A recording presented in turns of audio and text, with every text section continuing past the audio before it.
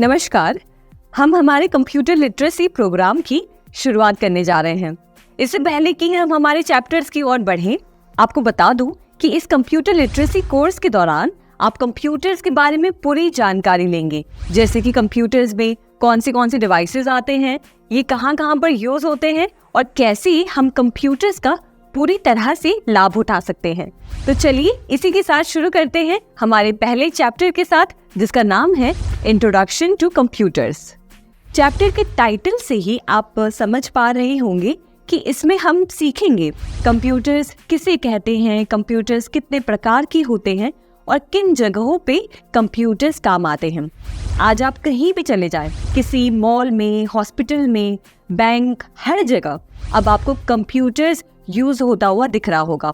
एक टाइम था जब इन सब जगहों पर मैन्युअली पेपर से सारा डेटा एंट्री किया जाता था, जिसमें काफी समय लगता था, और आज वही चीज हम कंप्यूटर्स में फीड करके उस काम को काफी आसानी से और डबल स्पीड से कर पा रहे हैं। और अब वेब टेक्नोलॉजी, इंटरनेट और मोबाइल में जो विकास हम देख रहे हैं, वो आज से 10 साल पहले जो था और आज जो है, उसने ज्ञान के नए दरवाजे खोल दिए हैं। आज आप घर बैठे दुनिया के किसी कोने की इंफॉर्मेशन अपने कंप्यूटर या मोबाइल स्क्रीन पर देख सकते हैं। आप स्टूडेंट हैं, घर बैठे बैठे अपने कंप्यूटर सिस्टम पर पूरी पढ़ाई कर सकते हैं। ये मान लीजिए कि अब हम इंफॉर्मेशन के सुपर हाईवे पर चल रहे हैं, जहां कोई भी इंफॉर्मेशन पाना या देना बस कंप्यूटर के एक क्लिक के जरिए हो सकता है, जो एक समय पर हमारे लिए नामुमकिन था। इसी से आप ये बात समझ पा रहे होंगे कि कंप्यूटर्स के बारे में जानना, उसे सीखना और अपने जीवन में उसका उपयोग करना आपके जीवन को सरल तो बनाता ही है, पर साथ ही साथ मशीन के जरिए आप एक नए थिंकिंग प्रोसेस का हिस्सा बनते हैं। चलिए इसी के साथ जब हमने कंप्यूटर्स की इतनी बातें कर ली हैं, तो जानते हैं कि जिस मशीन की हम बात कर रहे हैं, उसका पूरा सिस्टम किन किन उपकरणों से बनता है। इस चैप्टर के पहले पेज पर आप देखेंगे तो एक पिक्चर दिखाई दे रही होगी। इस पूरे मशीन के समूह को कंप्यूटर या पर्सनल कंप्यूटर कहते हैं। इसे बैंक्स, सरकारी ऑफिसेज और घरों में यूज किया जाता है। इस पर आप पढ़ाई कर सकते हैं, कैलकुलेशंस कर सकते हैं, डिजाइन तैयार कर सकते हैं और कई सारे टास्क इस पर्सनल कंप्यूटर पर कर सकते हैं। जैसे हम हमारे ऑर्गन्स, लिवर, हार्ट, लंग्स के बिना काम नहीं कर सकते, वैसे ही कंप्यूटर को चलाने के लिए इन सारे उपकरणों की जरूरत पड़ती है। सबसे पहले आप देखेंगे तो एक बड़ी सी स्क्रीन दिखाई दे रही होगी। इसे कहते हैं मॉनिटर। आप जो भी इंफॉर्मेशन कंप्यूटर को फीड करते हैं, उसका रिजल्ट आपको इस मॉनिटर पर दिखाई देता है। ये सबसे जरूरी हिस्सा होता है कंप्यूटर का, जो आपको आउटपुट प्रदान करता है। फिर कंप्यूटर के नीचे आपको एक सीपीयू दिखाई दे रहा होगा। ये मान लीजिए ये आपके कंप्यूटर का ब्रेन है। जो भी टास्क आप कंप्यूटर को देते हैं करने के लिए, ये वही करता है। सीपीयू एक प्राइमरी कंपोनेंट है जो सारे कंप्यूटर प्रोग्राम्स को रन करने के लिए रिस्पॉन्सिबल है। आप जो भी इनपुट देते हैं और उसका जो आउटपुट निकल कर आता है, वो इसी के जरिए होता है। अब आगे बढ़ते हैं। दूसरी चीज जो आपको दिखाई दे रही है, इसे कहते हैं डिस्क ड्राइव। डिस्क ड्राइव क्या करता है, आपकी सीडी या डीवीडी पर जो भी रिफ्लेक्टिव डेटा स्टोर्ड है, उसे रीड करता है और आपके सामने प्रेजेंट करता है। अब आगे देखते हैं फ्लॉपी डिस्क। फ्लॉपी डिस्क आज यूज नहीं किए जा रहे हैं। आज आपको ये कंप्यूटर्स में नहीं मिलेंगे, पर ये काफी पहले यूज किए जाते थे, जब हमारे पास एडवांस टेक्नोलॉजी नहीं थी डेटा ट्रांसफर करने के लिए। आज जो आप यूएसबी ड्राइव्स या ऑनलाइन कनेक्टिविटी या क्लाउड पर जो डेटा स्टोर कर रहे हैं, ये पहले नहीं था। पहले इन फ्लॉपी डिस्क पर डेटा स्टोर किया जाता था। आज इनकी कोई ज़रूरत नहीं है, क्योंकि इनकी स्टोरेज कैपेसिटी बहुत कम हुआ करती थी। बस केबी या एमबी में ही आप स्टोर कर पाते थे। आज हमारे पास इतनी एडवांस टेक्नोलॉजीज हैं कि चाहे आप जितनी से जितनी हैवी फाइल स्टोर करना चाहें या ट्रांसफ़र करना चाहें, इन एडवांस टेक्नोलॉजीज की बदौलत आप कर सकते हैं। फ्लॉपी डिस्क आज हमारे उपयोग में तो नहीं है, पर जानकारी के लिए आपको ये जानना चाहिए। चौथी चीज़ जो दिखाई पड़ रही है, वो है लेज़र प्रिंटर। लेज़र प्रिंटर आप जानते ही होंगे ये वो मशीन है जो आप जेरोक्स या प्रिंट कॉपी निकालने के लिए यूज करते थे। फिर नीचे की तरफ आप देख सकते हैं सीडी रोम या सीडी रोम ड्राइव लिखा हुआ है। ये भी 20th सेंचुरी और 21st सेंचुरी की शुरुआत में यूज किया जाता था। अब इसकी जगह पर हमारे पास एडवांस टेक्नोलॉजी से बने ड्राइव्स हैं और ऑनलाइन स्टोरिंग मीडियम आ गए हैं। ये एक मीडियम था जिसके जरिए सॉफ्टवेयर, मल्टीमीडिया एप्लीकेशंस और लार्ज फाइल्स को डिस्ट्रीब्यूट करने के लिए यूज किया जाता था। सीडी रोम का फुल फॉर्म है compact disk read only memory. CD ROM में सिर्फ रीड ओनली टेक्नोलॉजी थी, जिसका मतलब है मैन्युफैक्चरिंग के समय में उसमें जो भी डेटा स्टोर है उसको आप मॉडिफाई नहीं कर सकते, उससे आप बस रीड कर सकते हैं। जबकि फ्लॉपी डिस्क एक प्रकार का ड्राइव था जिसमें आप डेटा रीड कर सकते हैं और राइट भी कर सकते हैं। इसका मतलब डेटा को मॉडिफाई भी कर सकते हैं। दोनों को अलग अलग पर्पसेस के लिए यूज किया जाता था। कई प्रकार की इनमें डिफरेंसेस थी जो इन्हें अपने काम में अलग बनाती थी। और नेक्स्ट में है सीडी रोम ड्राइव। ये एक तरह का हार्डवेयर डिवाइस हुआ करता था जिससे सीडी रोम में से डेटा को रीड करने के लिए बनाया गया था। आजकल इनको डिजिटल स्टोरेज ने रिप्लेस कर दिया है। आज के मॉडर्न कंप्यूटर्स में ये दोनों ही ड्राइव आपको देखने नहीं मिलेंगे। आगे बढ़ते हुए आपको कीबोर्ड की पिक्चर दिखाई दे रही होगी। ये एक प्राइमरी इनपुट डिवाइस है जिसमें कई तरह के कीज होते हैं। इनमें कई तरह के बटन्स होते हैं, कई तरह के स्पेशल कैरेक्टर्स होते हैं जो एक प्रकार के फंक्शन या कमांड को रिप्रेजेंट करते हैं। आप कंप्यूटर से इन बटन्स के जरिए अपने कमांड्स को पहुंचा पाते हैं। अगला है माउस। इसके बारे में तो आप जानते ही होंगे। ये कंप्यूटर स्क्रीन पर कर्सर मूव करने के लिए काम आता है। मॉडेम एक ऐसा डिवाइस है जो कंप्यूटर और इंटरनेट सर्विस प्रोवाइडर के बीच संवाद स्थापित करने में मदद करता है। ये डिजिटल डेटा को एक प्रकार से दूसरे प्रकार में बदलने और फिर से वापस बदलने में क्षमता रखता है ताकि इंटरनेट और कंप्यूटर के बीच एक कम्युनिकेशन संभव हो। उसके बाद है स्पीकर, जिसके बारे में हम अच्छे से जानते हैं। फिर है मेमोरी। कंप्यूटर मेमोरी एक इलेक्ट्रॉनिक कंपोनेंट है जो डेटा को टेम्पररी या स्थायी रूप से स्टोर या रिट्रीव करने के लिए इस्तेमाल होती है। इससे पहले हमने जाना कि कंप्यूटर्स आखिर होते क्या हैं। क्या आप जानते हैं कि कंप्यूटर्स भी कई प्रकार के होते हैं? मुख्य रूप से 3 टाइप के कंप्यूटर्स होते हैं। पहला है एनालॉग कंप्यूटर, दूसरा है डिजिटल कंप्यूटर और तीसरा है हाइब्रिड कंप्यूटर।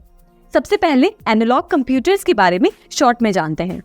एनालॉग कंप्यूटर्स जो कि ट्रेडिशनल डिजिटल कंप्यूटर से अलग होते हैं, रियल वर्ल्ड डेटा को डायरेक्टली मैनिपुलेट करते हैं, जैसे कि वोल्टेज, प्रेशर या टेम्परेचर।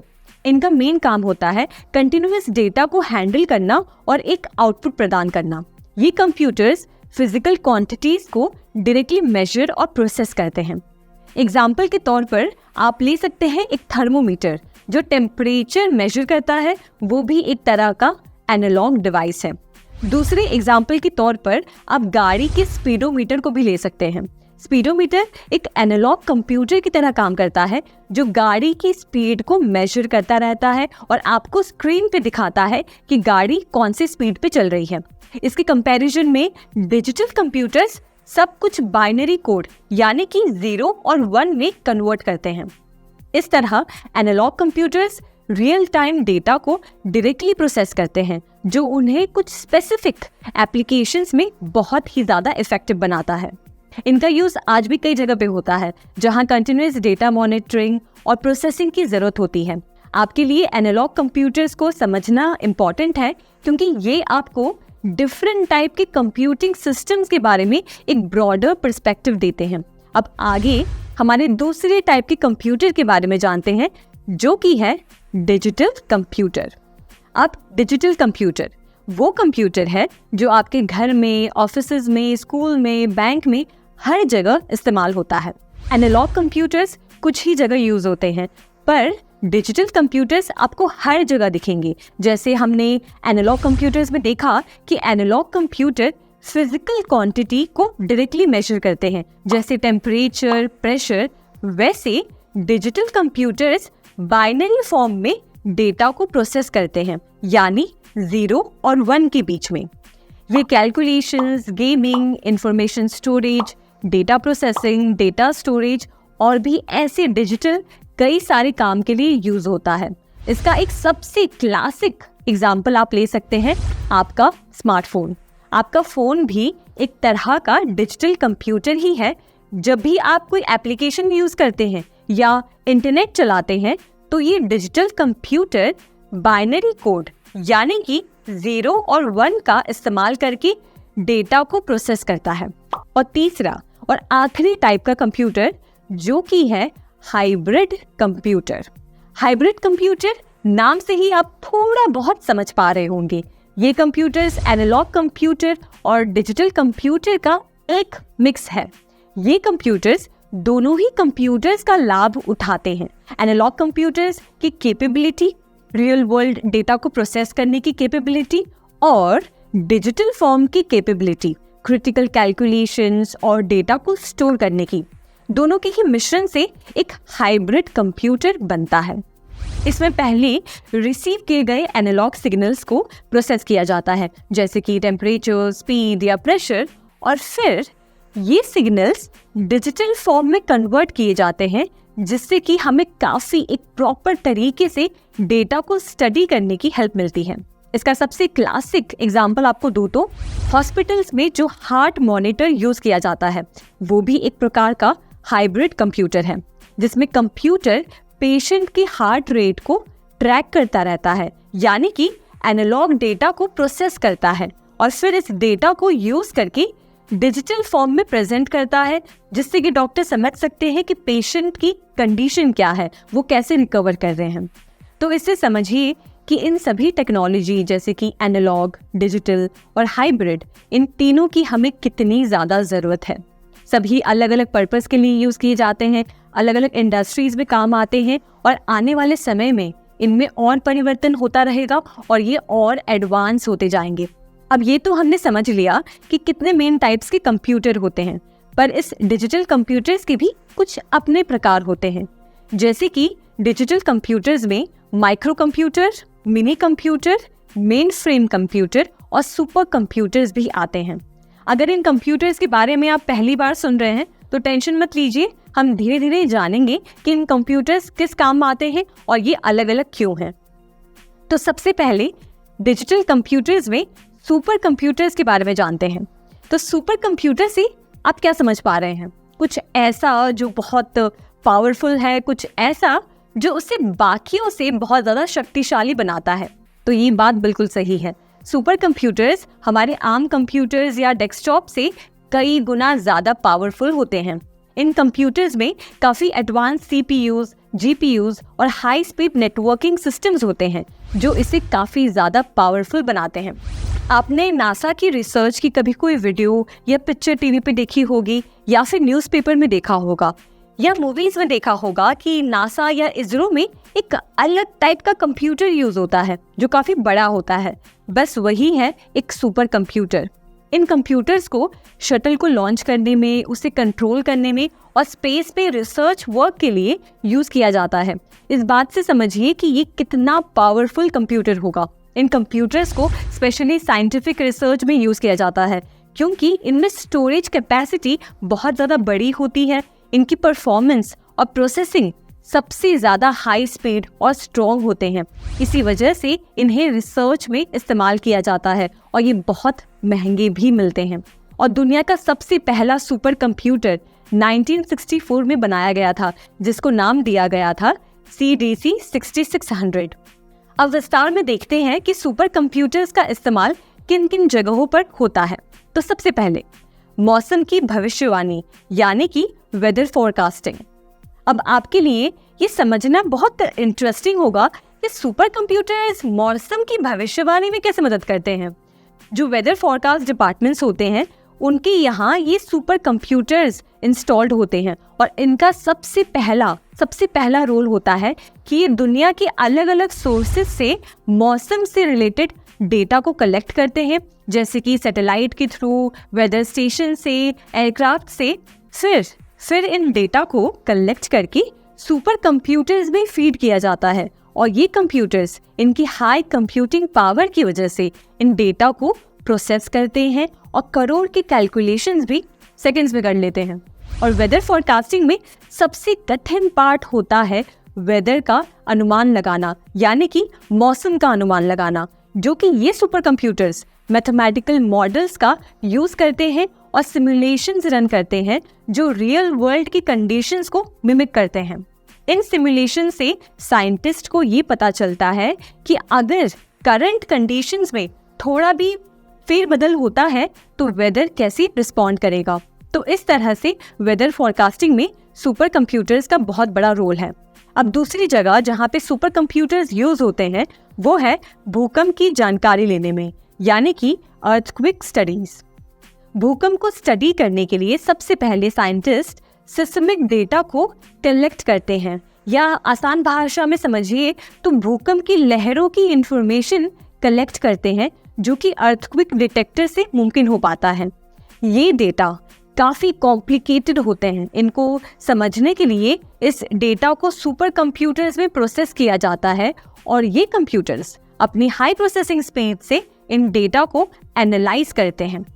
वो हर एक सिस्मिक वेव की कैरेक्टरिस्टिक्स को, जैसे कि उसकी स्पीड, डायरेक्शन और स्ट्रेंथ को डिटेल में एनालाइज करते हैं और एक फाइनल डेटा प्रेजेंट करते हैं, जिससे साइंटिस्ट इसे स्टडी करके अर्थक्वेक के बारे में और जानकारी ले पाते हैं।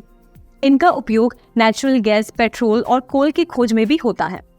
और तीसरा, one of the main use हम कह सकते हैं सुपर कंप्यूटर्स का, वो है कम्युनिकेशन को बिल्ड करना। हम आज जो भी डिवाइस यूज करते हैं, हमारे फोन्स, कंप्यूटर्स, टैबलेट्स, लैपटॉप, सब कुछ, इन सब डिवाइसेस के बीच लगातार काफ़ी सारा डेटा फ्लो होता रहता है, जैसे कि इंटरनेट ट्रैफिक, मोबाइल डेटा और सैटेलाइट के कम्युनिकेशंस। इन सभी डेटा को बहुत बड़े पैमाने पर सुपर कंप्यूटर्स प्रोसेस करने में मदद करते हैं, जिससे कि डेटा ट्रांसफ़र इनके बीच तेज़ी से और आसानी से हो सके। फिर ये नेटवर्क को और स्ट्रॉन्ग बनाने में हेल्प करते हैं, जिससे जो भी डेटा वो स्पीड से ट्रांसफ़र हो रहा है, इनके बीच में कोई भी प्रकार का डेटा लूज ना हो और नेटवर्क एकदम सेफ रहे। इन कंप्यूटर्स को जहाँ यूज़ किया जाता है, इन बातों से आप समझ पा रहे होंगे कि सुपर कंप्यूटर्स का कितना बड़ा रोल है हमारे समाज, साइंस और टेक्नोलॉजी के डेवलपमेंट के लिए। ये कंप्यूटर्स हथियारों के परीक्षण और न्यूक्लियर वेपन्स के प्रभाव को जानने में भी मदद करते हैं। बुक में आप पढ़ेंगे तो देखेंगे कि सुपर कंप्यूटर की एक पिक्चर दी गई है। आप देखिए कि ये मशीन दिखने में ही कितना ज़्यादा पावरफुल लगता है। और दुनिया में कुछ फेमस सुपर कंप्यूटर्स के नाम भी आपके बुक में दिए गए हैं। पहला है IBM Sequoia अमेरिका में, दूसरा फुजित्सु के कंप्यूटर जापान में और तीसरा परम सुपर कंप्यूटर भारत में। अब जानते हैं हमारे दूसरे टाइप के डिजिटल कंप्यूटर के बारे में, जिसे कहते हैं मेन फ्रेम कंप्यूटर। आसान भाषा में समझाऊं तो ये वो कंप्यूटर्स हैं जो कि बैंक्स, इंश्योरेंस कंपनीज और सरकारी दफ्तरों में देखने मिलेंगी। कुछ ऐसे पॉइंट्स हैं जो इनको खास बनाते हैं ताकि ये ऑफिस के कामों में इस्तेमाल किया जा सके। सबसे पहले ज्यादा क्वांटिटी में डेटा को ये हैंडल कर पाते हैं, जो कि बैंक्स और इंश्योरेंस कंपनीज में बहुत ज़्यादा ज़रूरत है।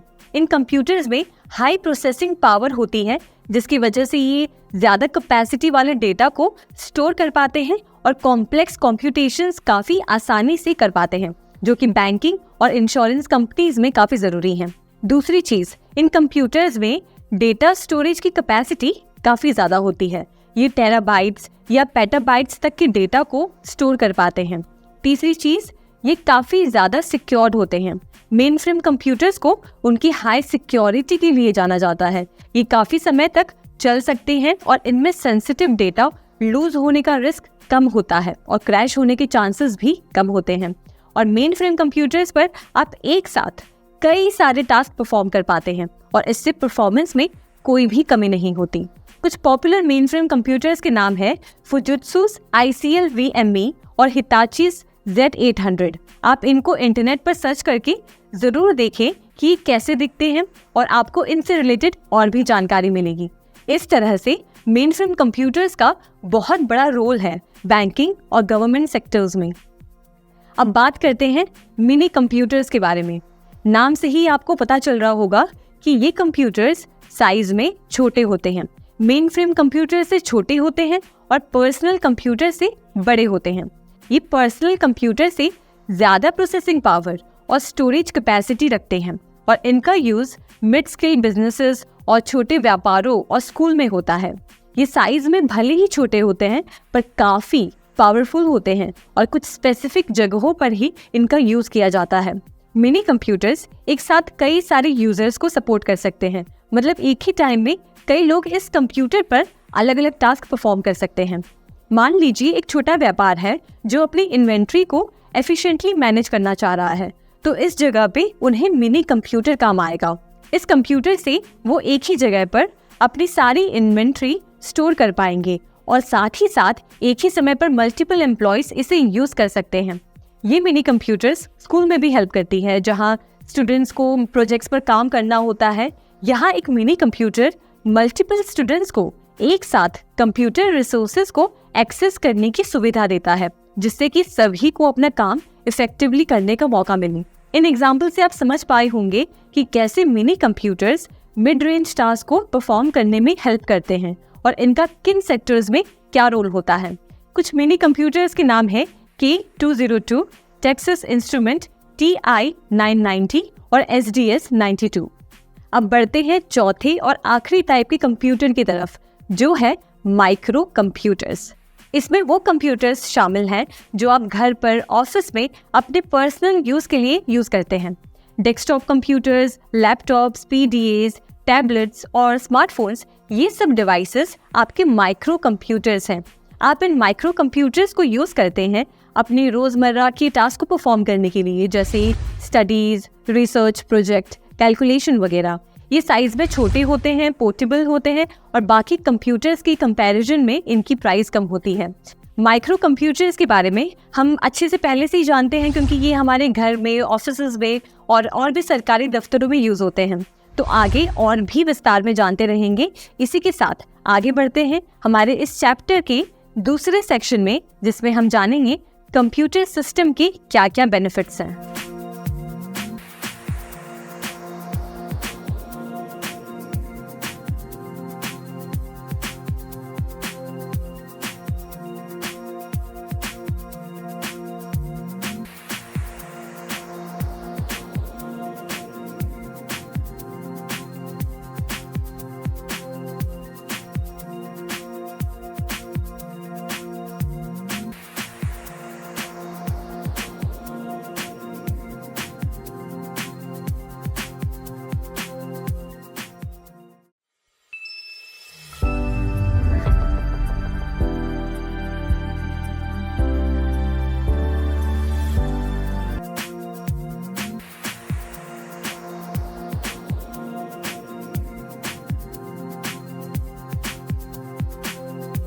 इससे पहले वाले सेक्शन में हमने देखा कि कितने टाइप के कंप्यूटर्स होते हैं, कैसे सभी अलग अलग पर्पसेस के लिए यूज किए जाते हैं। अब इस सेक्शन में कंप्यूटर सिस्टम के लाभ में हम जानेंगे कि कंप्यूटर एक मशीन के रूप में कैसे हमें लाभ पहुंचाता है। कंप्यूटर की ऐसी क्या विशेषताएं हैं जो आज सारा जहां कंप्यूटर्स पर डिपेंडेंट है अपने सारे जरूरी कामों के लिए। तो सबसे पहला फैक्टर है स्पीड। कंप्यूटर्स की सबसे बड़ी विशेषता है कि वो बहुत तेजी से कोई भी टास्क परफॉर्म कर सकते हैं। जब कंप्यूटर्स का इन्वेंशन भी नहीं हुआ था तो सोचिए कि कोई भी कैलकुलेटिव टास्क करने में कितना समय लगता होगा, और आज देखिए सिर्फ एक क्लिक से कंप्यूटर लाखों डेटा को भी कुछ सेकंड्स में ही प्रोसेस कर देता है। कंप्यूटर्स ऐसा इसलिए कर पाते हैं क्योंकि उनमें जो प्रोसेसर्स लगे होते हैं, जो उन्हें लाखों या कभी कभी करोड़ इंस्ट्रक्शंस को भी प्रोसेस करने में बस कुछ सेकंड्स की देरी लगाते हैं। इसका मतलब है कि डेटा को एनालाइज करना, कैलकुलेशंस करना या कोई भी कॉम्प्लेक्स टास्क में उन्हें बहुत कम समय लगता है। और सबसे अनोखी बात यह है कि आप एक समय पर सिर्फ एक ही कंप्यूटर पर काफ़ी सारे अलग अलग प्रकार के टास्क कर सकते हैं।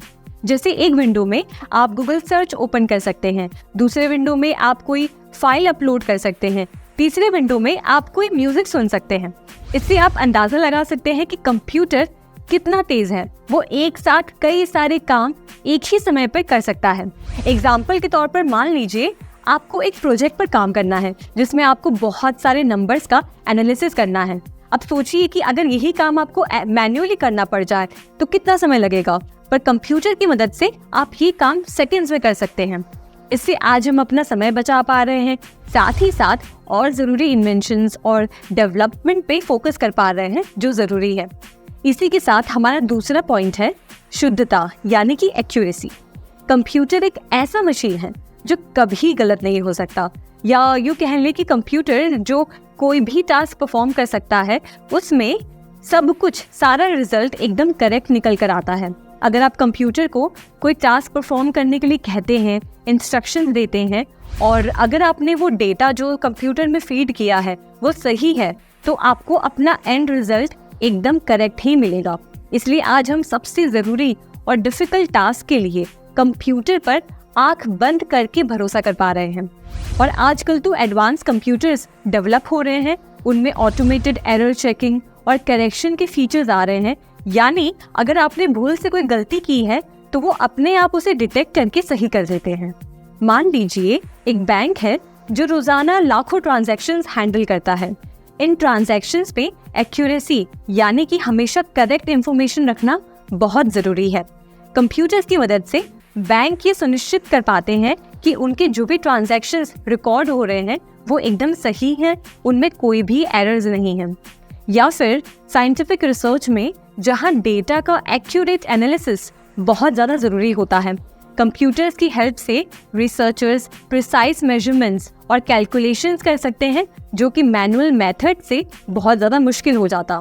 अब आगे बढ़ते हैं हमारे तीसरे पॉइंट की तरफ, जो है उच्च संचयन क्षमता, यानी कि हाई स्टोरेज कैपेसिटी। कंप्यूटर्स में आजकल बहुत बड़ी क्वांटिटी में डेटा स्टोर किया जा रहा है। आप अपने videos, files, pictures, documents, music files, सभी तरह की फाइल्स कंप्यूटर में सेव कर सकते हैं और ज़रूरत पड़ने पर उसे आसानी से अपने कंप्यूटर पे ढूंढ सकते हैं। आपको बस उस फाइल का नाम टाइप करना है और कंप्यूटर उस फाइल को आपको ढूंढ के दे देता है। इंटरेस्टिंग बात यह है कि आप अपने डेटा को स्टोर तो कर ही सकते हैं, साथ ही साथ उसे काफ़ी अच्छे से ऑर्गेनाइज भी रख सकते हैं। एग्जाम्पल के तौर पर समझिए कि एक वेडिंग फोटोग्राफर है, उसने अपने क्लाइंट की वेडिंग्स की फ़ोटोज़ अपने कैमरा से क्लिक की है। अब वो आसानी से उन फोटोज़ को कैमरा से कंप्यूटर में ट्रांसफ़र कर सकता है और उन फोटोज़ की और या वीडियोज़ की कंप्यूटर में अलग से फोल्डर्स बना सकता है और सेव कर सकता है। साथ ही साथ उन्हें अलग अलग नाम के फोल्डर्स में सेव करके, जैसे समझिए एंगेजमेंट की फ़ोटोज़ एक अलग फोल्डर में और शादी की फ़ोटोज़ एक अलग फोल्डर में, या किसी और सेरेमनी की फ़ोटो एक अलग फोल्डर में। इस तरह से वो सारे वीडियोज़, फ़ोटोज़ स्टोर कर सकते हैं, उन्हें अच्छे से ऑर्गेनाइज कर सकते हैं, और जिससे ज़रूरत पड़ने पे उन्हें ढूंढने में कोई दिक्कत नहीं होती। अब आगे बढ़ते हैं फोर्थ पॉइंट की तरफ, जो है विविधता, यानी कि वर्सेटैलिटी। कंप्यूटर्स की वर्सेटैलिटी उनका एक और बेनिफिट है। वर्सेटैलिटी का अर्थ है कि कंप्यूटर्स का यूज़ अलग अलग तरह के काम के लिए किया जा सकता है, यानी एक ही कंप्यूटर को कई तरह के टास्क और एप्लीकेशंस के लिए कॉन्फ़िगर या यूज़ कर सकते हैं। जैसे कि कंप्यूटर्स के ज़रिए आप मेल्स लिख सकते हैं, गाने सुन सकते हैं, कोई भी तरह के हिसाब कर सकते हैं, शीट्स बना सकते हैं। कंप्यूटर्स का use educational purposes, business management, graphic designing, gaming और प्रोग्रामिंग जैसे अलग अलग फील्ड्स में होता है। तो मान लीजिए आपको कोई प्रोजेक्ट तैयार करना है, तो सबसे पहले आप क्या करेंगे? कंप्यूटर पर रिसर्च करेंगे उस टॉपिक के बारे में गूगल पे सर्च करेंगे। फिर उस रिसर्च को एक जगह इकट्ठा करके सारा डेटा कलेक्ट करना होगा। तो आप इसमें डॉक्यूमेंट फाइल का यूज़ करके सारी इंफॉर्मेशन एक डॉक्यूमेंट में लिख सकते हैं, और फिर अंत में आपको जब इसकी प्रेजेंटेशन बनानी होगी तो इन सारे डेटा को यूज़ कर सकते हैं। अब दूसरे एग्जाम्पल के तौर पे आप समझिए कि आपके पहचान में कोई दोस्त या रिलेटिव है या बिजनेस ओनर है, उनसे आप पूछिएगा तो बताएंगे कि वो काफ़ी सारे काम बिजनेस के कंप्यूटर के द्वारा करते हैं, जैसे कि अपने इन्वेंट्री को मैनेज करना, कस्टमर डेटा को ट्रैक करना और फाइनेंशियल रिपोर्ट्स तैयार करना। सभी काम के लिए वो आसानी से कंप्यूटर का उपयोग कर पाते हैं और जिसके ज़रिए वो तरह तरह के काम कर सकते हैं। चाहे फिर वो डिज़ाइनिंग हो या मनोरंजन हो या कोई स्कूल प्रोजेक्ट तैयार करना हो या फिर बिजनेस को मैनेज करना, हर तरह के काम आप कंप्यूटर पे आसानी से कर सकते हैं। अब आगे बढ़ते हैं हमारे आखिरी पॉइंट की तरफ, जो है परिश्रमशीलता यानी कि डिलिजेंस। पांचवा और सबसे जरूरी बेनिफिट जो हमें कंप्यूटर से मिलता है वो है परिश्रमशीलता, एक ऐसा गुण जो कंप्यूटर्स को सबसे ज्यादा यूजफुल बनाते हैं। अगर हमें कोई टास्क दिया जाए, मान लीजिए कुछ नंबर्स एनालिसिस करना है, तो हम कितनी देर तक उसे कर सकते हैं। थोड़ा बहुत बीच में हम ब्रेक लेंगे, आराम करेंगे, यहाँ वहाँ काम करेंगे और थकान होगी तो फिर शायद उस काम को थोड़ी देर के लिए रोक देंगे।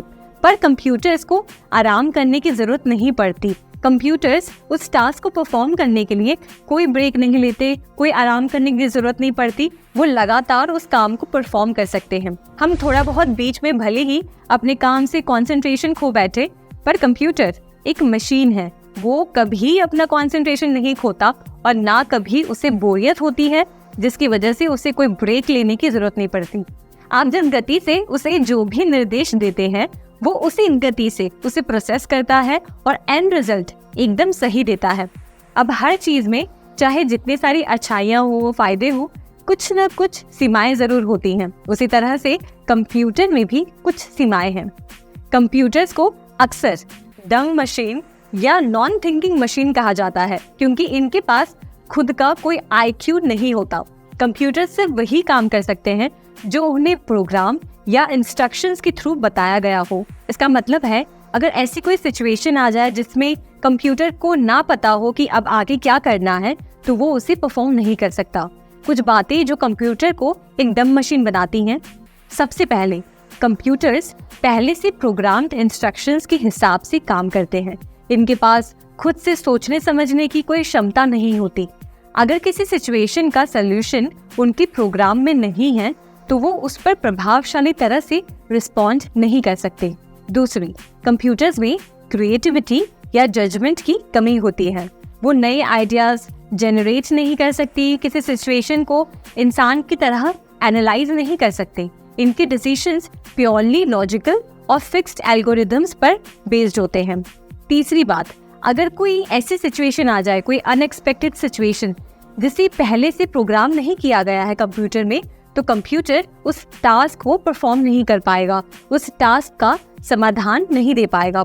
ये सिर्फ उन्हीं सिनेरियोज में काम करता है जो पहले से उनके अंदर प्रोग्राम किए गए हैं। मान लीजिए एक लाइब्रेरी मैनेजमेंट सिस्टम है। अगर लाइब्रेरी में कोई ऐसी यूनिक सिचुएशन आती है, जैसे एक रेयर बुक का स्पेशल हैंडलिंग जो उस सिस्टम में प्रोग्राम नहीं किया गया है, तो कंप्यूटर उस सिचुएशन का समाधान नहीं कर सकता। या एक और एग्जांपल लेते हैं, एक रोबोटिक वैक्यूम क्लीनर का। ये क्लीनर प्रोग्राम्ड पार्ट्स और क्लीनिंग पैटर्न्स के हिसाब से काम करता है। अगर घर में कुछ अनएक्सपेक्टेड जैसी कोई चीज़ आ जाए या कोई बड़ा ऑब्स्टिकल या कुछ बिखरा हुआ लिक्विड हो, तो क्लीनर शायद उस सिचुएशन को ठीक से हैंडल नहीं कर पाएगा क्योंकि उसका एल्गोरिदम उस तरह के सिनेरियोज के लिए डिज़ाइन नहीं किया गया होता है। आजकल बहुत सी companies automated customer service systems का यूज़ करती हैं। ये सिस्टम्स प्री प्रोग्राम्ड रिस्पॉन्सेस से कंप्यूटर्स के क्वायरीज का जवाब देते हैं। लेकिन जब कस्टमर का सवाल या समस्या थोड़ा कॉम्प्लेक्स होता है, जिसे प्री डिफाइंड स्क्रिप्ट्स में कवर नहीं किया गया हो, तो सिस्टम असरदार जवाब नहीं दे पाता। यहाँ इंसानी कस्टमर सर्विस रिप्रेजेंटेटिव की जरूरत पड़ती है जो उस सिचुएशन को समझकर अच्छे से हैंडल कर सकते हैं। एजुकेशनल सॉफ्टवेयर भी एक तरह से उदाहरण है इस चीज का। ये प्रोग्राम्स स्टूडेंट्स को पढ़ाई में मदद करते हैं, लेकिन अगर स्टूडेंट कोई ऐसा सवाल पूछ ले जो प्रोग्राम में नहीं है, तो सॉफ्टवेयर उसका सही जवाब नहीं दे सकता। इस स्थिति में एक टीचर या ट्यूटर की जरूरत पड़ती है जो स्टूडेंट की समझ के हिसाब से समाधान प्रोवाइड कर सके। ये एग्जाम्पल्स दिखाते हैं कि कंप्यूटर्स चाहे कितने भी एडवांस्ड क्यों ना हो, उनमें सोचने समझने की क्षमता नहीं होती। वो प्रोग्राम्ड इंस्ट्रक्शंस के हिसाब से काम करते हैं। इसलिए जब कोई अनएक्सपेक्टेड या कॉम्प्लेक्स सिचुएशंस आते हैं तो इंसानी बुद्धि और समझ का उपयोग करना पड़ता है। आपके लिए ये समझना जरूरी है कि टेक्नोलॉजी के यूज में ह्यूमन ब्रेन और समझ को हमेशा आगे रखना चाहिए। टेक्नोलॉजी के डिसीजंस को ब्लाइंडली फॉलो नहीं करना चाहिए, बल्कि क्रिटिकल थिंकिंग और ह्यूमन जजमेंट का यूज करके उन डिसीजंस को गाइड करना चाहिए। ये अप्रोच टेक्नोलॉजी को ज़्यादा इफेक्टिव और रिस्पॉन्सिबल बनाती है और इंश्योर करती है कि टेक्नोलॉजी का यूज़ हमारी रियल वर्ल्ड प्रॉब्लम्स का बेटर सोल्यूशन हो।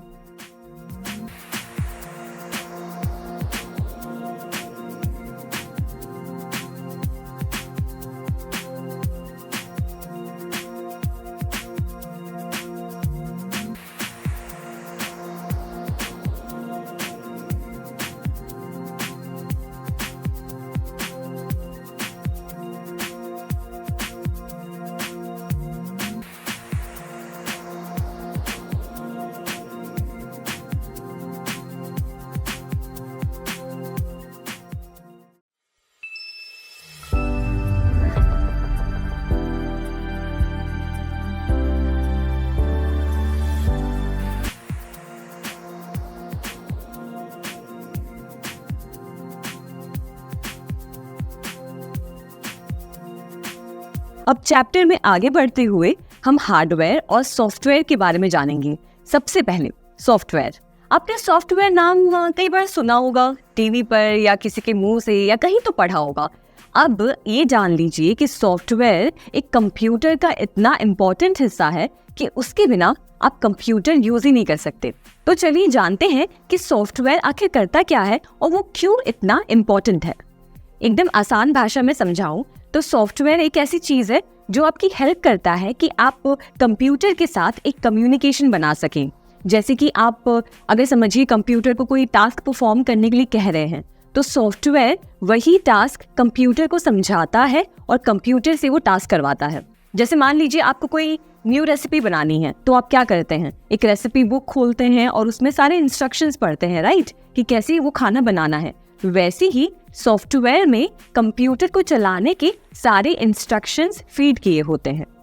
सॉफ्टवेयर आपको दिखाई तो नहीं देता, पर ये आपके कंप्यूटर में ही होता है। इसमें कई सारे प्रोग्राम्स होते हैं और ये कंप्यूटर की सेकेंडरी मेमोरी डिवाइस में स्टोर होते हैं, जैसे कि एसएसडी, हार्ड डिस्क कह लीजिए, या फिर एक्सटर्नल मेमोरी डिवाइसेस। उसमें ये स्टोर होता है जहाँ पे आपके फोटोज और बाकी वीडियोज भी स्टोर किए जाते हैं।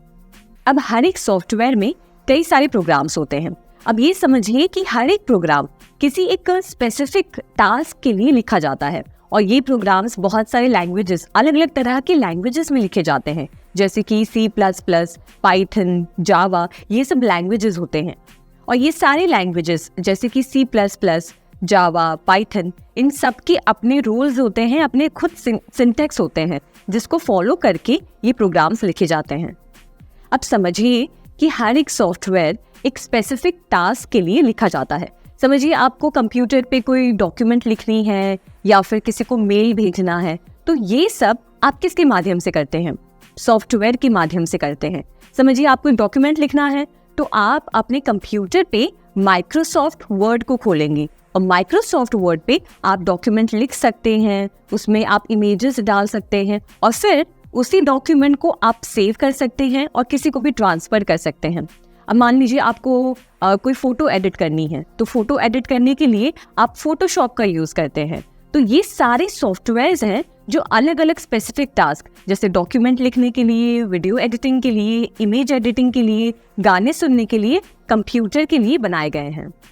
अब आपने ये तो समझा कि सॉफ्टवेयर कंप्यूटर में कुछ ऐसे प्रोग्राम्स ऐड करता है जो आपके कंप्यूटर को यूज करने के लिए केपेबल बनाता है। पर अब सॉफ्टवेयर्स में भी दो तरह के सॉफ्टवेयर्स हैं, एक तो है सिस्टम सॉफ्टवेयर और दूसरा है एप्लीकेशन सॉफ्टवेयर। तो एप्लीकेशन सॉफ्टवेयर में हमने देखा कि माइक्रोसॉफ्ट वर्ड था, फोटोशॉप था, ये सारी एक स्पेसिफिक टास्क के लिए ये सॉफ्टवेयर्स बनाए गए हैं। और वैसे ही सिस्टम सॉफ्टवेयर जो है वो एक अलग तरह से काम करता है। तो आइए एक डिटेल तरीके से समझते हैं कि सिस्टम सॉफ्टवेयर आखिर किसे कहते हैं। तो सिस्टम सॉफ्टवेयर को आप इस तरीके से समझिए कि आपके पास एक कार है, तो कार में एक सबसे ज़रूरी चीज़ क्या होती है, इंजन, राइट। इंजन से ही हम कार चला पाते हैं। वैसे ही कंप्यूटर के लिए जो इंजन है वो है सिस्टम सॉफ्टवेयर। आपके कंप्यूटर में हमने देखे इससे पहले कि काफ़ी सारे पार्ट्स होते हैं, एक माउस होता है, एक कीबोर्ड होता है, CPU होता है, फिर स्टोरेज डिवाइस होता है और प्रिंटर होता है। ये सारी चीज़ें जब कंप्यूटर के साथ मिलकर जुड़ती हैं तो उसके बीच में एक कम्युनिकेशन का एक आप समझिए एक साधन सिस्टम सॉफ्टवेयर बनाता है। सिस्टम सॉफ्टवेयर आपके माउस को, आपके कीबोर्ड को कंप्यूटर के साथ सिंक करके उससे काम करवाता है। और आप सबसे पहले जब कंप्यूटर ओपन करते हैं तो जो आपके सामने खुलता है वो कंप्यूटर का सिस्टम सॉफ्टवेयर है। अब सिस्टम सॉफ्टवेयर में भी कई तरह के कंपोनेंट्स आते हैं, तो आइए डिटेल में देखते हैं कि सिस्टम सॉफ्टवेयर में आखिर कितने तरह के कंपोनेंट्स हैं। तो सबसे पहला सिस्टम सॉफ्टवेयर है ऑपरेटिंग सिस्टम। ऑपरेटिंग सिस्टम यानी कि ओएस भी आप कह सकते हैं, आपके कंप्यूटर्स के दिमाग की तरह काम करता है। जैसे हमारा दिमाग हमारे बॉडी के पार्ट्स को इंस्ट्रक्ट करता रहता है कि अभी खाना खाना है, अभी पानी पीना है, अभी चलना है, वैसे ही ऑपरेटिंग सिस्टम को आप कंप्यूटर का दिमाग मान के चल सकते हैं। ऑपरेटिंग सिस्टम कंप्यूटर से वो सारे काम करवाता है जो आप उसे इंस्ट्रक्ट करते हैं। ऑपरेटिंग सिस्टम एक ऐसा सॉफ्टवेयर है जो आपके कंप्यूटर के हार्डवेयर यानी कि उसके फिजिकल पार्ट्स और आपके सॉफ्टवेयर एप्लीकेशंस के बीच एक कड़ी का काम करता है। जैसे एग्जाम्पल के तौर पर आप समझिए कि आप अपने कंप्यूटर पर कोई म्यूजिक प्ले करना चाहते हैं। अब म्यूजिक सुनने के लिए आप अपने कंप्यूटर पर म्यूजिक फाइल को ओपन करेंगे और म्यूजिक को प्ले करेंगे। ये सारे इंस्ट्रक्शंस ऑपरेटिंग सिस्टम के जरिए कंप्यूटर तक पहुंचता है, जिससे कंप्यूटर अपने स्पीकर से आपके लिए म्यूजिक प्ले करता है। जब आप कोई डॉक्यूमेंट लिखते हैं या इंटरनेट पर कोई रिसर्च करते हैं या गेम खेलते हैं, ये सब ऑपरेटिंग सिस्टम की मदद से आप कर पाते हैं। ओएस आपकी कमांड्स को समझता है, आपने उसे जो भी इंस्ट्रक्शंस दिए हैं, और वो हार्डवेयर तक पहुंचाता है ताकि हार्डवेयर उस काम को कर सके। अब इस चीज में हार्डवेयर क्या था? जब हमने म्यूजिक सुना तो हमारा जो स्पीकर था वो एक तरह से हार्डवेयर था।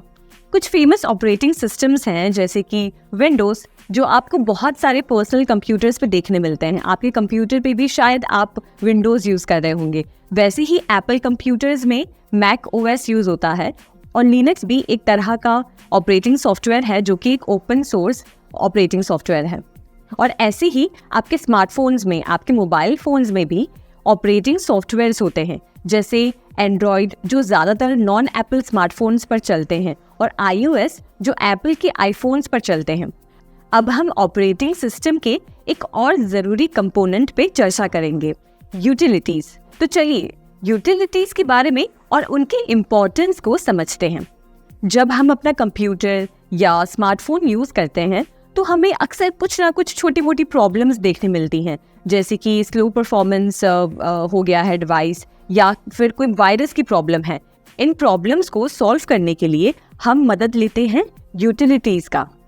यूटिलिटीज़ छोटे सॉफ्टवेयर प्रोग्राम्स होते हैं जो ऑपरेटिंग सिस्टम के साथ मिलकर काम करते हैं और कंप्यूटर को और स्मूथली चलाने में मदद करते हैं। ये यूटिलिटीज़ कई तरह के होते हैं, हर एक का अपना अलग फंक्शन होता है। सबसे कॉमन यूटिलिटी है एंटीवायरस प्रोग्राम। ये आपके कंप्यूटर को वायरसेस और मालवेयर से बचाता है जो आपके सिस्टम को नुकसान पहुंचा सकते हैं या आपके पर्सनल डेटा को चुरा सकते हैं। फिर आते हैं दूसरे टाइप की यूटिलिटीज, जो है डिस्क क्लीनअप और दूसरा है डिस्क डिफ्रेगमेंटर। ये आपके हार्ड ड्राइव को ऑप्टिमाइज करते हैं, बेकार फाइल्स को हटाकर और डेटा को एफिशिएंटली स्टोर करते हैं, जिससे आपके कंप्यूटर की स्पीड बढ़ती रहती है। और एक इम्पॉर्टेंट यूटिलिटी है बैकअप टूल। ये आपके इम्पॉर्टेंट डेटा को बैकअप करता है ताकि किसी भी सिस्टम फेलियर या डेटा लॉस की स्थिति में आपका डेटा एकदम सेफ रहे, सुरक्षित रहे। यूटिलिटीज हमारे ऑपरेटिंग सिस्टम का एक अनिवार्य हिस्सा है। ये छोटे लेकिन पावरफुल टूल्स होते हैं जो हमारे कंप्यूटर एक्सपीरियंस को और भी बेहतर बनाते हैं और एकदम सेफ बनाते हैं। अब अगले पॉइंट की बात करते हैं, जो है डिवाइस ड्राइवर्स। कभी सोचा है कि आपके कंप्यूटर अलग अलग हार्डवेयर डिवाइसेस जैसे प्रिंटर, कीबोर्ड या वेबकैम को कैसे पहचानता है? यहाँ पर काम आते हैं डिवाइस ड्राइवर्स। डिवाइस ड्राइवर्स छोटे सॉफ्टवेयर प्रोग्राम्स होते हैं जो आपके कंप्यूटर के ऑपरेटिंग सिस्टम को बताते हैं कि कैसे नए हार्डवेयर डिवाइसेस के साथ कम्युनिकेट करना है। मान लीजिए आप एक नया प्रिंटर अपने कंप्यूटर के साथ कनेक्ट करते हैं। अब प्रिंटर को शुरू करने के लिए पहले उसका ड्राइवर इंस्टॉल करना पड़ता है। ये ड्राइवर सॉफ्टवेयर आपके कंप्यूटर को बताता है कि प्रिंटर को कैसे कंट्रोल करना है, कैसे प्रिंट कमांड को प्रोसेस करना है और कैसे आउटपुट जनरेट करना है। एक और उदाहरण है जब आप अपने कंप्यूटर पे एक नया ग्राफिक्स कार्ड लगाते हैं, स्पेशली अगर आप गेमिंग या ग्राफिक डिजाइनिंग करते हैं। इसके लिए ग्राफिक कार्ड्स का ड्राइवर इंस्टॉल करना बहुत ज़रूरी होता है। ये ड्राइवर आपके कंप्यूटर को ग्राफिक कार्ड के फंक्शंस को समझाने और उसको बेस्ट यूज़ करने में बहुत हेल्प करता है। ये छोटे लेकिन पावरफुल सॉफ्टवेयर हमारे हार्डवेयर और ऑपरेटिंग सिस्टम के बीच का एक ब्रिज बनाते हैं और इंश्योर करते हैं कि सब कुछ सही से काम कर रहा है। अब आगे बढ़ते हैं हमारे अगले पॉइंट की तरफ, जो है सर्वर्स। एक सर्वर बेसिकली एक पावरफुल कंप्यूटर या कंप्यूटर नेटवर्क है जो डेटा स्टोर करता है और दूसरे कंप्यूटर्स यानी क्लाइंट्स को सर्विस प्रोवाइड करता है। ये सर्विसेज कई प्रकार की हो सकती हैं, जैसे वेब पेजेस दिखाना, ईमेल्स प्रोसेस करना या फिर फाइल्स को ही स्टोर करना। मान लीजिए जब आप कोई वेबसाइट देखते हैं तो आप असल में एक वेब सर्वर से जुड़ रहे होते हैं। वेब सर्वर वो कंप्यूटर होता है जहां वेबसाइट का सारा डेटा स्टोर होता है। जब आप वेबसाइट का URL एंटर करते हैं तो आपका कंप्यूटर उस सर्वर से कनेक्ट होता है और वेबसाइट को लोड करता है। एक और एग्जांपल के तौर पे समझिए एक ईमेल सर्वर। जब आप कोई ईमेल भेजते हैं या उसको रिसीव करते हैं तो ये सारा जो भी काम होता है, रिसीव करना या सेंड करना, ये सारा ईमेल सर्वर के माध्यम से होता है। ईमेल सर्वर आपके और रिसीवर के बीच में ईमेल मैसेजेस को ट्रांसफर करता है। और फिर आते हैं फाइल सर्वर्स, जो स्पेशली कंपनीज में यूज होते हैं। ये सर्वर्स कंपनीज के डेटा और डॉक्यूमेंट्स और दूसरे फाइल्स को स्टोर और मैनेज करते हैं ताकि एम्प्लॉयज आसानी से उन तक पहुंच सके। अब ये तो हमने जाना सिस्टम सॉफ्टवेयर के बारे में, जिसमें operating system, utilities, device drivers और सर्वर्स आते हैं। ये सारे सॉफ्टवेयर्स सिस्टम सॉफ्टवेयर का हिस्सा है। अब हम दूसरे टाइप के सॉफ्टवेयर्स के बारे में जानेंगे, जो है एप्लीकेशन सॉफ्टवेयर। एप्लीकेशन सॉफ्टवेयर एक ऐसे तरह का सॉफ्टवेयर है जिसे स्पेशली कंप्यूटर पर स्पेशल टास्क परफॉर्म करने के लिए बनाया गया है। एप्लीकेशन सॉफ्टवेयर को एंड यूजर प्रोग्राम के नाम से भी जानते हैं। इससे पहले जो हमने सिस्टम सॉफ्टवेयर के बारे में पढ़ा, उससे एप्लीकेशन सॉफ्टवेयर काफी अलग है। सिस्टम सॉफ्टवेयर कंप्यूटर को चलाते हैं, यानी कि उस मशीन में एक तरह से जान भरते हैं। अगर सिस्टम सॉफ्टवेयर नहीं होते तो एक कंप्यूटर मशीन काम ही नहीं कर पाता। उसे काम करने के लिए सिस्टम सॉफ्टवेयर की जरूरत पड़ती है, जबकि एप्लीकेशन सॉफ्टवेयर थोड़ा अलग है। एप्लीकेशन सॉफ्टवेयर की जब हम बात करें तो ये वो सॉफ्टवेयर्स हैं जो कंप्यूटर पर अलग अलग टूल्स प्रोवाइड करते हैं, जिससे हम अलग अलग तरह की टास्क परफॉर्म कर सकें। मान लीजिए अगर मैं आपको कहूँ कि आपको एक टॉपिक पर रिसर्च करनी है, तो आप क्या करेंगे? एक डॉक्यूमेंट खोलेंगे और उसमें सारा रिसर्च वर्क या जो भी आप सर्च कर रहे हैं उसे टाइप करेंगे। तो इस जगह पे जो आप टूल यूज करेंगे वो एक एप्लीकेशन सॉफ्टवेयर होगा। एप्लीकेशन सॉफ्टवेयर का एक एग्जांपल है माइक्रोसॉफ्ट वर्ड, जो हमें हेल्प करता है डॉक्यूमेंट्स प्रिपेयर करने के लिए। अब दूसरे एग्जांपल की बात करें तो मान लीजिए आपको इंटरनेट पर कुछ सर्च करना है। आप कंप्यूटर ओपन करेंगे और गूगल पर सर्च करेंगे, राइट? तो इसमें गूगल एक तरह का एप्लीकेशन सॉफ्टवेयर ही है। अगर आपको वीडियो एडिटिंग करनी है तो उसके लिए आप एक दूसरे प्रकार का एप्लीकेशन सॉफ्टवेयर ओपन करेंगे।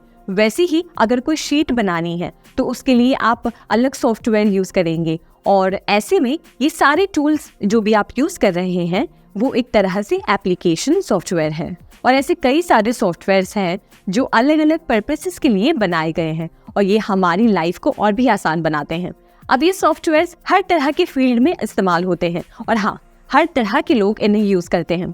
जैसे आपका कोई फ्रेंड होगा जो किसी बिजनेस को चला रहा होगा, वो भी किसी ना किसी तरह का एप्लीकेशन सॉफ्टवेयर जरूर यूज कर रहा होगा। जैसे माइक्रोसॉफ्ट एक्सेल पर वो अपनी दुकान की इन्वेंट्री बनाता होगा। आपका कोई और दोस्त होगा जो एक ग्राफिक डिजाइनर होगा, तो वो फोटोशॉप का यूज करता होगा फोटोज को एडिट करने के लिए, तो वो भी एक तरह का एप्लीकेशन सॉफ्टवेयर है। आपको इस बात से काफी हैरानी होगी कि अगर मैं कहूँ कि आपके आसपास चाहे कोई भी चीज है, कहीं ना कहीं उन चीजों को बनाने या उसकी मार्केटिंग में एक तरह का एप्लीकेशन सॉफ्टवेयर ही यूज किया गया है। अब मेरी ही पहचान में हमारी एक फ्रेंड है जो एक कंटेंट क्रिएटर है। वो फैशन और लाइफस्टाइल के ऊपर इंस्टाग्राम रील्स बनाती हैं। अब उनका देखिए कि वो कैसे सॉफ्टवेयर का यूज़ करती हैं। कंटेंट की स्क्रिप्ट लिखने के लिए वो माइक्रोसॉफ्ट वर्ड का इस्तेमाल करती हैं, जो कि एक तरह का एप्लीकेशन सॉफ्टवेयर है।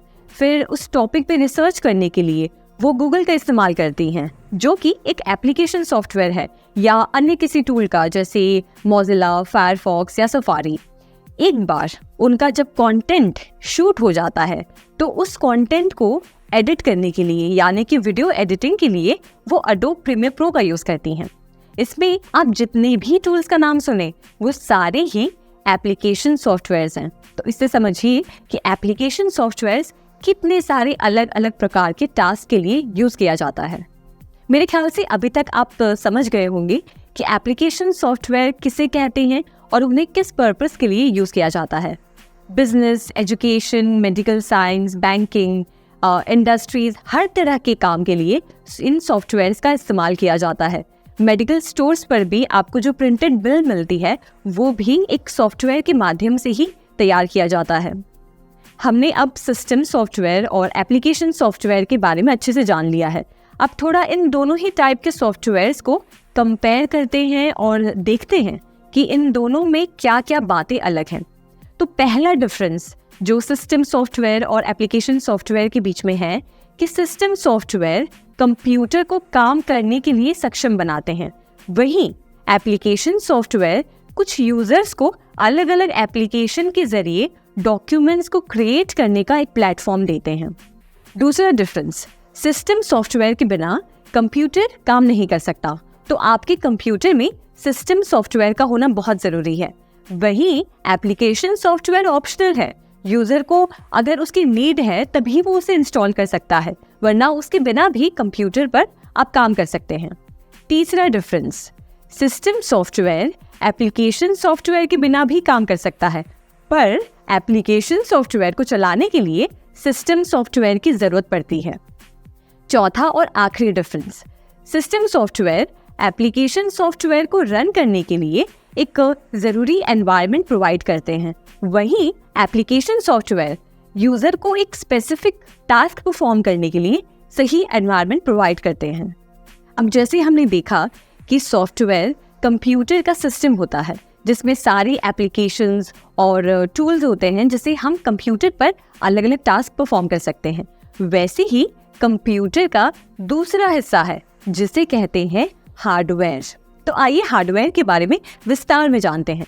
सोचिए, अगर आपका कंप्यूटर एक इंसान है तो उसका शरीर उसका हार्डवेयर होगा, बिल्कुल वैसे ही जैसे हमारे शरीर के अलग अलग अंग होते हैं, वैसे ही कंप्यूटर का भी एक हार्डवेयर होता है।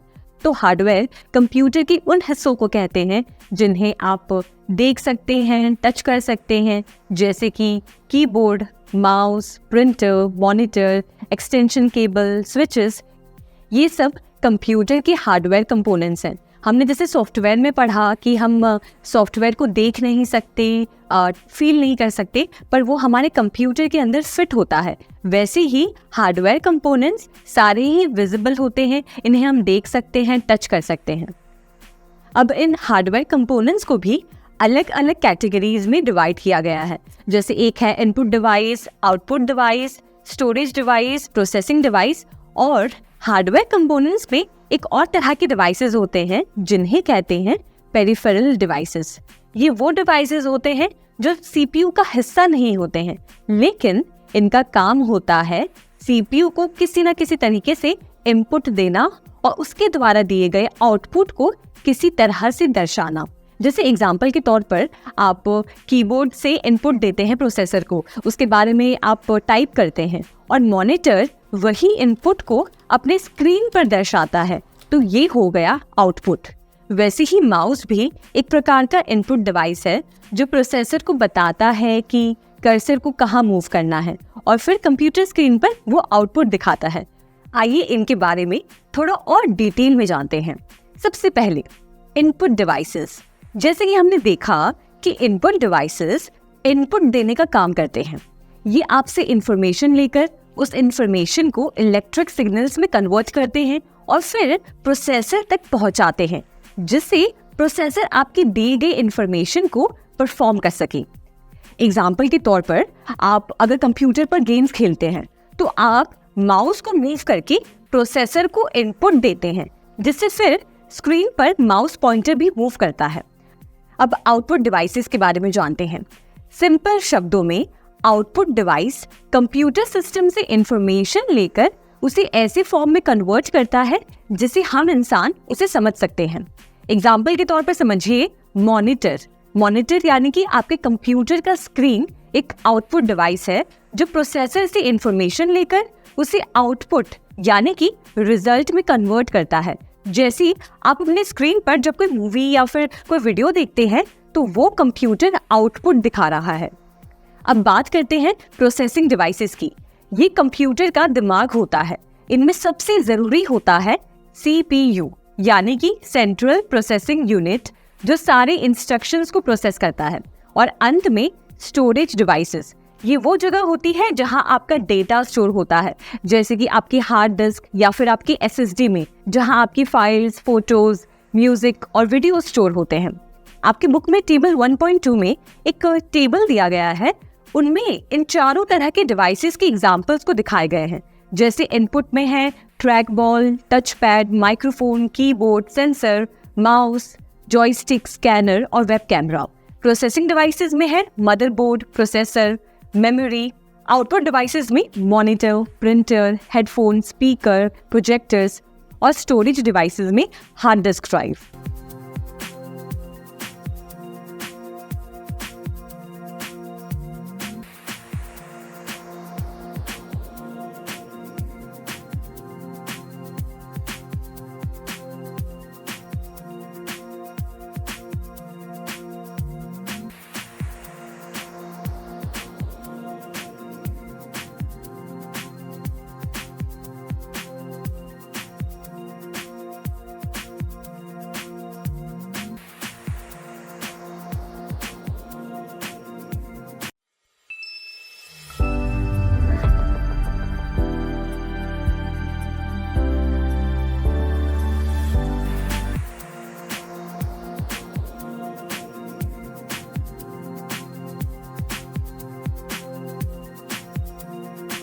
कंप्यूटर किस तरह से अलग अलग जगहों में काम आता है। सबसे पहले घर में कंप्यूटर का उपयोग। पहला पॉइंट, स्कूली बच्चों के लिए होमवर्क। अगर आप स्कूल या कॉलेज में हैं तो आप हर तरह के स्कूल के प्रोजेक्ट्स के लिए कंप्यूटर का यूज जरूर कर रहे होंगे, चाहे किसी टॉपिक पर रिसर्च करना हो या किसी टॉपिक पर पावर पॉइंट प्रेजेंटेशन बनानी हो या पढ़ाई करनी हो। हर तरह से कंप्यूटर आजकल की एजुकेशन सिस्टम का एक बहुत इम्पोर्टेंट हिस्सा बन गया है। मैं आज जब अपने छोटे भाई बहनों को देखती हूँ जो स्कूल में हैं, तब सोचती हूँ कि उनका एजुकेशन सिस्टम कैसे पूरे तरीके से आज कंप्यूटर्स पर डिपेंडेंट है। और लॉकडाउन के समय में चाहे कोई स्कूल का बच्चा हो या कॉलेज का बच्चा, हम सब जानते हैं कि सब कोई ऑनलाइन क्लासेस पे डिपेंडेंट थे और ऑनलाइन क्लासेस के लिए वो कंप्यूटर यूज करते थे या मोबाइल फोन्स यूज करते थे। दूसरा पॉइंट है एंटरटेनमेंट। दूसरी चीज जहां हमारे घरों में कंप्यूटर बहुत ही जोरों शोरों से यूज होता है वो है मनोरंजन के लिए। अब इसके बारे में मुझे ज़्यादा बात करने की ज़रूरत नहीं है, क्योंकि हम सब जानते हैं कि मनोरंजन के लिए हम कंप्यूटर का किस तरीके से उपयोग करते हैं। म्यूज़िक सुनने के लिए, गेम्स खेलने के लिए, मूवीज़ देखने के लिए, हर तरह के मनोरंजन के लिए हम एक मशीन का यूज़ करते हैं जो है कंप्यूटर। तीसरा पॉइंट है सोशल मीडिया। शायद ही हम में से कोई ऐसा होगा जो आज सोशल मीडिया पर ना हो। अगर ट्विटर पर अकाउंट नहीं है तो इंस्टाग्राम पर होगा, इंस्टाग्राम पर नहीं है तो फेसबुक पर ज़रूर होगा। और आज चाहे दुनिया में किसी से भी कनेक्ट करना हो, आपको बस अपना फ़ोन खोलना है और फ्रेंड रिक्वेस्ट भेजनी है या तो फिर अपने कंप्यूटर पर लॉगिन कर सोशल मीडिया अकाउंट्स यूज़ करने हैं। आज इतना आसान है। चौथा और आखिरी पॉइंट है नॉलेज। आज किसी भी चीज़ के बारे में जानकारी लेनी है तो बस एक क्लिक के ज़रिए हम A to Z सारी इन्फॉर्मेशन अपने कंप्यूटर स्क्रीन पर देख सकते हैं। चाहे कुकिंग सीखनी हो, साइंस के रिलेटेड कोई भी इनोवेशन के बारे में सीखना हो या जानना हो, या बिजनेस के बारे में जानना हो कि कैसे शुरू कर सकते हैं, आज सब कुछ कंप्यूटर के माध्यम से अवेलेबल है। और आज आप इंटरनेट पर चले जाइए तो कितने तरह की वेबसाइट्स आपको मिल जाएंगी कुकिंग, साइंस से रिलेटेड या फिर टेक से रिलेटेड, जो आपको कोई ना कोई इन्फॉर्मेशन प्रोवाइड करते हैं। तो इस तरीके से कंप्यूटर हमारी जानकारी प्राप्त करने के लिए एक बहुत ही ज़रूरी माध्यम बन गया है। अब देखते हैं शिक्षा के क्षेत्र में कंप्यूटर का उपयोग। सबसे पहला पॉइंट है स्मार्ट क्लास। आज से 15-20 साल पहले हमारे क्लासरूम्स कैसे हुआ करते थे? एक ब्लैक बोर्ड होता था और टीचर्स उसी पे पढ़ाया करते थे। पर आजकल चीज़ कुछ अलग हो गई है। आज क्लासरूम्स में प्रोजेक्टर्स लगे होते हैं, स्क्रीन होती है जिस पे टीचर्स वीडियोस और इमेजेस दिखाते हैं किसी भी टॉपिक से रिलेटेड, और आज बच्चे घर जाकर उसी ऑनलाइन क्लासेस को अपने कंप्यूटर पर या फ़ोन पे देख सकते हैं। तो समझिए कि इस स्मार्ट क्लास के माध्यम से, कंप्यूटर के माध्यम से आज एजुकेशन सिस्टम कितना आसान हो गया है। बच्चे किसी भी टॉपिक को बहुत ही एक एंटरटेनिंग तरीके से समझ सकते हैं। दूसरा पॉइंट है ऑनलाइन एजुकेशन। आप अभी मुझे अपने कंप्यूटर या फ़ोन के स्क्रीन पर इस ऑनलाइन कोर्स को देख रहे हैं, ये भी एक ऑनलाइन एजुकेशन है। समझिए कि अगर कंप्यूटर्स ना होते तो कोई भी कोर्स प्राप्त करना, कोई भी कॉलेज की डिग्री या ऑनलाइन कोर्स करना पॉसिबल ही नहीं हो पाता। अगर आप किसी ऐसे शहर में रहते हैं या कोई ऐसे गांव में रहते हैं जहां अच्छे स्कूल्स नहीं हैं, अच्छे कॉलेजेस नहीं हैं, तो शायद आपको अपने घर से दूर जाना पड़ता, या शायद आप उतनी अच्छी एजुकेशन सिस्टम का हिस्सा नहीं बन पाते। पर आज इस कंप्यूटर की वजह से कहीं पे भी घर बैठे आप कोई भी कोर्स कर सकते हैं, कोई भी पढ़ाई कर सकते हैं, सिर्फ और सिर्फ इस कंप्यूटर के आविष्कार की वजह से। आज लाखों बच्चे इन ऑनलाइन क्लासेस के माध्यम से घर बैठे कोई भी कोर्स कर पा रहे हैं। अब आपको ही देखिए, आप चाहे जो चैप्टर खोल लें या कोई भी पॉइंट के बारे में आप पढ़ना चाहते हैं तो आपके पास सारी जो कोर्सेज हैं वो ऑनलाइन अवेलेबल हैं। तो इतना आसान कर दिया है कंप्यूटर ने एजुकेशन सिस्टम को। तीसरा पॉइंट है डिजिटल लाइब्रेरी।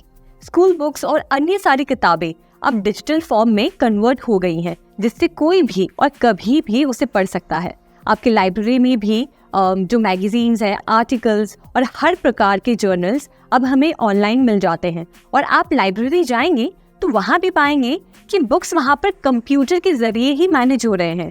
किसी बुक इशू किया गया है, उसका नाम, कब की गई है वो डेट, और कब लौटानी है, वो सारा डेटा अब कंप्यूटर में स्टोर किया जाता है। अब देखते हैं कंप्यूटर का बिजनेस में उपयोग। चाहे आप किसी भी बिजनेस का नाम लें, अमेज़ॉन, मिंत्रा या आपके घर के पास वाला कोई भी लोकल ग्रोसरी स्टोर, कंप्यूटर्स हर जगह हर बिजनेस में इस्तेमाल हो रहा है।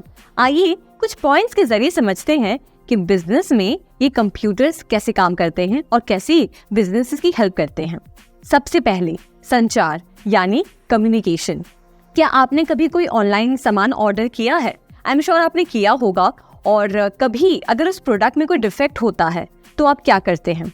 कस्टमर सर्विस में कॉल करते हैं, राइट? यही है कंप्यूटर का एक यूसेज बिजनेसेस में। कस्टमर डायरेक्टली सेलर से बात कर सकते हैं, अपने सजेशंस दे सकते हैं, और अगर प्रोडक्ट में कोई दिक्कत होती है तो आसानी से उस इशू को सॉल्व किया जा सकता है। इसी पहलू पर आज सारे बिजनेसेस काम कर रहे हैं। आपके प्रोडक्ट को लेकर कोई भी शिकायत हो या कोई भी परेशानी हो, आप डायरेक्टली बिजनेसेस को मेल भेज सकते हैं, आप अपनी बात उन्हें लिख सकते हैं, उनसे कॉल पर कनेक्ट कर सकते हैं, और एक रिलेशनशिप भी इससे कस्टमर और बिजनेसेस के बीच में भी बिल्ड होता है। अगर आप अभी कोई जॉब कर रहे हैं तो इजीली अपने मैनेजर के साथ कनेक्ट कर सकते हैं मीटिंग्स के लिए या कोई भी डिस्कशन के लिए। इससे बिजनेसेस, ऑफिसेस के वर्क कल्चर को काफ़ी स्मूथ बना दिया है। अब हर काम के लिए बिना किसी परेशानी से इजीली कम्युनिकेशन इकोसिस्टम को हम और स्ट्रॉन्ग बना पा रहे हैं। कंपनीज गूगल मीट, स्काइप पर मीटिंग्स अरेंज करती हैं, जिससे हर एम्प्लॉय कहीं से भी अटेंड कर सकता है और काम का नुकसान नहीं होता है। ऐसी और भी एरियाज में कंप्यूटर कम्युनिकेशन को सुधार रहा है। दूसरा पॉइंट, सेल्स और मार्केटिंग। एक बड़े बिजनेस की बात करें और या एक छोटे बिजनेस की बात करें, उनके प्लान्स को अप्लाई करने में कंप्यूटर एक बहुत ही इम्पॉर्टेंट भूमिका प्ले करता है। सेल्स को ट्रैक करने के लिए अलग अलग टूल्स आज मार्केट में हैं, जिन टूल्स पर इजीली आप अपने सेल्स की रिकॉर्ड रख सकते हैं और पूरे सेल्स वर्कफोर्स को मैनेज भी कर सकते हैं। वेबसाइट बनाना, अपने बिजनेस के डिजिटल एड्स क्रिएट करना, सब कुछ आप कंप्यूटर पे कर सकते हैं। आपके भी फ्रेंड सर्कल या रिलेटिव में कोई होगा जिनका बिजनेस ऑनलाइन हर जगह सेटअप है। उनके एड्स फेसबुक पे, इंस्टाग्राम पर चल रहे होंगे, जिसकी वजह से वो इतने कंपटीशन में भी हजारों लोगों तक अपने प्रोडक्ट को पहुंचा पा रहे हैं, उसकी जानकारी शेयर कर पा रहे हैं। ई कॉमर्स बिजनेस ऐसे ही ग्रो हुआ है। हम आज दुकानों पर जाकर शायद कम शॉपिंग कर रहे हैं। आज बिजनेसेस और ग्राहक दोनों ही ऑनलाइन अवेलेबल हैं और इससे सोसाइटी को बहुत फायदा हुआ है। घर बैठे आप अपनी मनपसंद चीज ऑर्डर कर सकते हैं और वो प्रोडक्ट आपके घर पे डिलीवर हो जाता है। ये सारा सिस्टम कंप्यूटर पर ही बिल्ट है। प्रोडक्ट डिजाइन बनाने से लेकर marketing, sales, after sale services सारा एक मशीन पर हैंडल हो सकता है। और बात करें डिजिटल मार्केटिंग की, तो ये बस टीवी, रेडियो या फोन पर नहीं हो रहा है, पर आपके इंटरनेट पर भी, जैसे आप इंस्टाग्राम पे देखते हैं, फेसबुक पर देखते हैं, उसके माध्यम से भी डिजिटल मार्केटिंग एकदम सही से हो पा रहा है। जैसे कि एग्जाम्पल के तौर पर affiliate marketing, display advertising, email marketing, search marketing, social media, social networking, game advertising और वीडियो एडवर्टाइजिंग। तीसरा पॉइंट है मानव संसाधन, यानी कि ह्यूमन रिसोर्सेज। कंप्यूटर्स की दुनिया में ह्यूमन रिसोर्सेज या एचआर का क्षेत्र एक ऐसा एरिया है जहां टेक्नोलॉजी ने कमाल का बदलाव किया है। सबसे बड़ा गेम चेंजर है यहाँ ERP, यानी कि एंटरप्राइज रिसोर्स प्लानिंग सॉफ्टवेयर। सोचिए, एक बड़ी कंपनी है जिसमें हजारों एम्प्लॉयज हैं। अब इन सभी का डेटा जैसे कि पेरोल, रिक्रूटमेंट, अप्रेजल या टैक्सेस मैनेज करने का एक बड़ा टास्क होता है। यहाँ ERP सिस्टम की एंट्री होती है। ये एक पावरफुल टूल है जो सारे HR रिलेटेड टास्क को एक ही जगह पर परफॉर्म करता है। मान लीजिए एक नई वैकेंसी आती है। ERP सिस्टम रिक्रूटमेंट प्रोसेस को स्ट्रीमलाइन करता है और कैंडिडेट्स को ट्रैक करता है।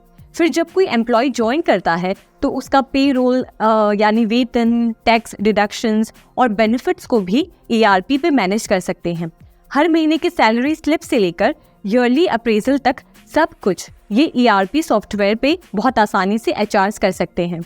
और यही नहीं, फाइनेंशियल अकाउंटिंग और लेजर मैनेजमेंट भी ERP के जिम्मे होता है।